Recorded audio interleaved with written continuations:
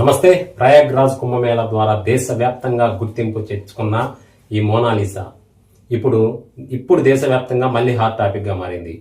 కుంభమేళాలో viral అయిన ఈ Mona Lisa కేరళలోని ఫర్మాన్ ఖాన్ అనే ముస్లిం యువకుడిని వివాహం చేసుకుంది. అయితే మోనాలిసా తండ్రి జైసింగ్ భోస్లే తన కుమార్తెను మాయమాటలతో ట్రాప్ చేశారని, ఆమెకు కేవలం 16 సంవత్సరాలని మోనాలిసా తండ్రి పేర్కొన్నారు. తన కుమార్తెను రక్షించాలని మోనాలిసా తండ్రి మధ్యప్రదేశ్ ముఖ్యమంత్రికి మోహన్ యాదవ్ను కోరారు.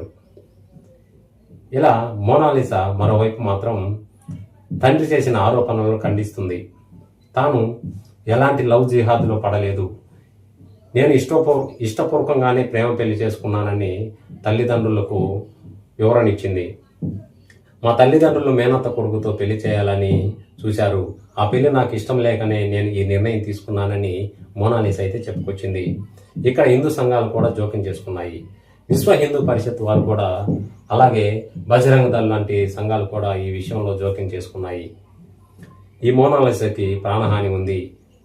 సాధ్వి ప్రాచి వంటి వారు కూడా మోనాలిసా ప్రాణాలకు ముప్పు ఉందని చెప్పుకొచ్చారు. అయితే ఇక్కడ మోనాలిసా మాత్రం, నేను ఎవరికి భయపడను, నేను ఇష్టపూర్వకంగానే ప్రేమ పెళ్లి చేసుకున్నానని, తన కెరీర్ నాకు ఎలా ఉండబోతుందో నాకు తెలుసు అని చెప్పుకొచ్చింది. అయితే కుంభమేళాలో పూసలు అమ్ముకునే ఈ మోనాలిసా రాత్రికి రాత్రి స్టార్ట్ అయిందని అందరికీ తెలిసిందే. చిన్న చిన్న షాపింగ్ మాల్స్ నుంచి 5 స్టార్ హోటల్స్, మాల్స్ ఓపెనింగ్ చేసే స్థాయికి వెళ్ళింది. మరి ఇంతటి పేరు తెచ్చుకున్న ఈ మోనాలిసా, ఈ అమ్మాయి ఇలాంటి నిర్ణయం తీసుకోవడంలో వెనక ఎవరిదైనా ప్రేరణ ఉందా? నిజంగానే లవ్ జిహాద్ అనే కోణంలో చర్చ జరుగుతుంది. మోనాలిసా మాత్రం తాను క్షేమంగా ఉన్నానని, తన ఇష్టపూర్వకంగానే ఈ ప్రేమ పెళ్లి చేసుకున్నానని మోనాలిసా అయితే చెప్పుకొచ్చింది. మరి ఇది లవ్ జిహాద్ నిజంగానే ఉందా, లేదా మోనాలిసా ఇష్టపూర్వకంగా జరిగిందా అనే విషయం అయితే తెలియాల్సి వచ్చింది. మరి ఈ వీడియోపై మీ అభిప్రాయాన్ని కామెంట్ రూపంలో తెలపండి.